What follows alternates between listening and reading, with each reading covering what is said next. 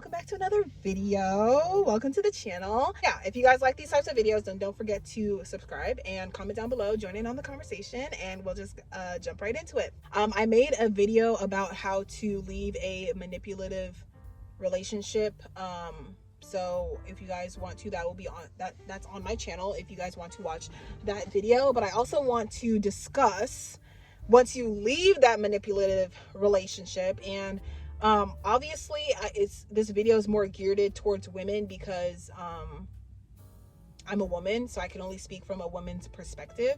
But once you leave that manipulative relationship, how do you stay out of, falling into another manipulative relationship, right? Because I've had a problem with that, which is why I'm sharing it. The wisdom that I talk about on this channel is drawn from my own experience. So I'm not perfect. I am learning just like everybody else. So how to avoid being in another manipulative relationship.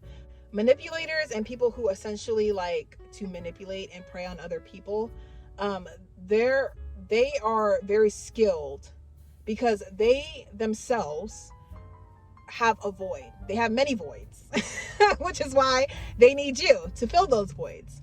So because they have many voids, they can instantly tell when somebody is voided, and they come into your life, and the first thing they do is they start filling that void. They want to know what that void is, and they want to begin to fill that void. So for example, if you are, financially going through it, if you're broke, if you don't have much money, and somebody that comes into your life has a lot of money and they provide you with that money, then they can manipulate you utilizing that money.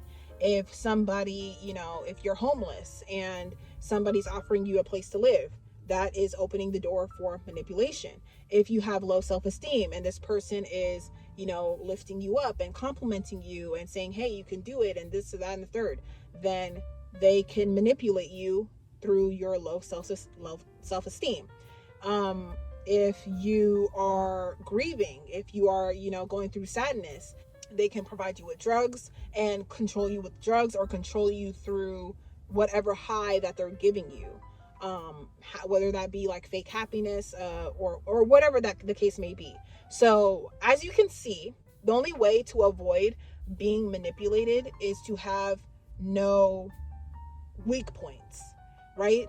Now, I'm not saying that it's possible to be a person that does not have weak points, because everybody has weak points, but you have to understand your weak points and work on your weak points. So if your weak points is low self-esteem, you need to work on your self-esteem so that no one could just come in and play on your low self-esteem and manipulate you.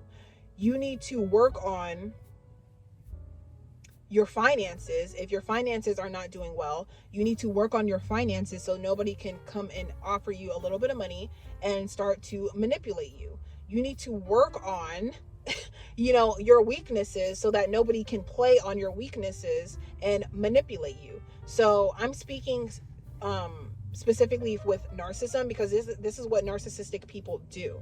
They act like, the victim, and they act all innocent, and, they might, act in a way where they're kind of spilling their life out to you. That's what they like to do. They like to, say, oh, this happened to me, and that happened to me, and this is what I'm going through in my life. And they'll seem like an open book at first, so that it'll kind of calm you down and feel like, okay, well, I know all of this about them. Let me just go ahead and open up to them as well. And once you start opening up to the wrong person, and they know your secrets and they know your weaknesses, they'll start to play on those weaknesses. So whatever you don't have, the manipulator will provide in order to manipulate you.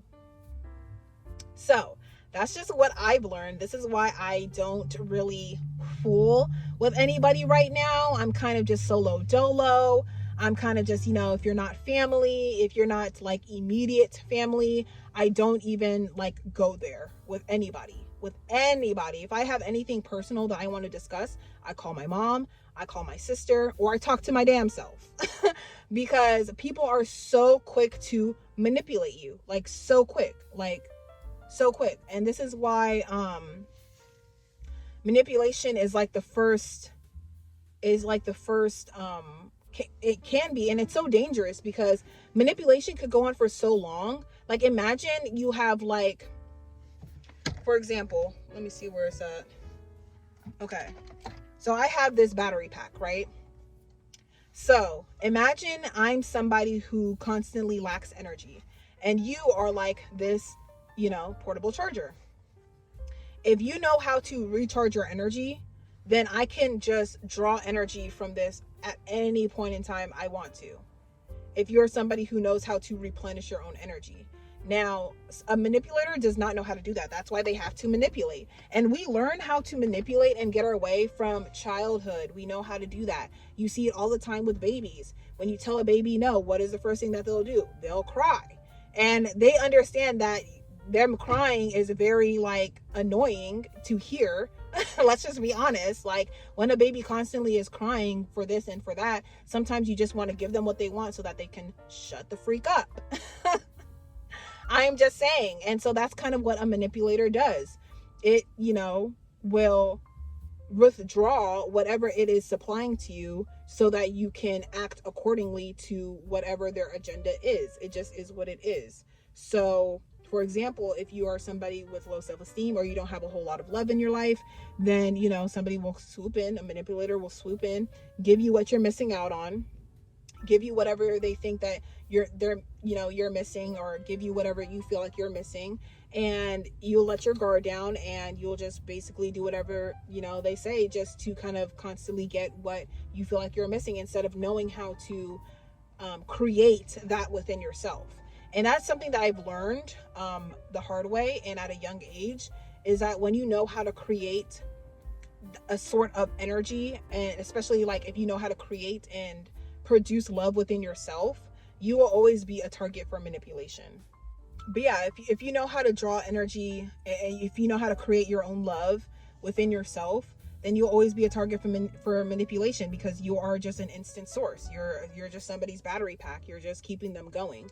And that's why I say in my video about autosexuality, all relationships are codependent, because there is something that they're lacking and there's something that you're lacking, and it's like your void and their void. It kind of creates a connection, because a lot of people's voids are everything is rooted in love, right? Everything is rooted in love. So if you're lacking attention, or if you're lacking, your basic needs being met, that's all rooted in love, right? That's something that should be automatically given to you through Mother Earth and the universe. And if you don't feel like you are worthy of that, then that's just what it's going to be, right? So relationships begin with a connection, and that connection is usually a void. And if somebody just doesn't want to be alone, or you're afraid of being alone, and somebody is lonely, then boom, you guys just filled each other's void, and then you guys start to build a relationship. And the relationship is built off of has a very unsteady foundation, because it's not built from two whole people. It's built by two voided people. So eventually what happens is, once you start to fill somebody's void and they feel whole again, right? Because there's the connection is always, it's like energy, right? It's like energy. Say this is you, this is the other person, and they have a void. If they're constantly feeding your void, then it's like a cup. It's like a cup. It's two cups. Say, two cups that are half full. If I pour the half full cup into another cup, then it becomes full. And then once that person comes full, they can realize that, oh, I actually don't really need you like I used to. So they kind of fall out of love, or they kind of just move on. And now you're left completely empty and in shambles. But the truth is that was a relationship built off of codependency. And if you guys are not pouring into each other, then eventually the relationship will go sour. And all relationships do, like literally, like even in death. That's why I say in my previous video about bad investments, is that you should always be the center of your own life, and you should not center your life around any relationship that you have if it's not the relationship with yourself. Because once that energy and that void is not being filled, then you're going to feel like you're missing out on something. You get what I'm saying? And you're going to feel voided, and then it's going to leave an opening for somebody to come and manipulate you. So always remember that. Keep yourself at the center of your own life. fill your own voids, work on your weaknesses, understand your weaknesses, and you'll never ever be manipulated ever again. Like I promise you that. Like, people can only manipulate you when you're lacking something and they seem to have it. That's the only way. That is the only way. Or if you're just, even if it's low self-esteem, like, that's just how it works. So that is the end of this video. I hope you guys enjoy. Let me know what you think in the comments down below. I also do counseling. If you guys are interested, you guys can email me at theportalofwisdom@gmail.com. I'll send you my rates and we can talk and discuss. I'd love to help people through their life problems and stuff like that and everything that they're going through. So yeah, don't forget to like, comment, and subscribe, and I'll see you guys in my next video. Bye.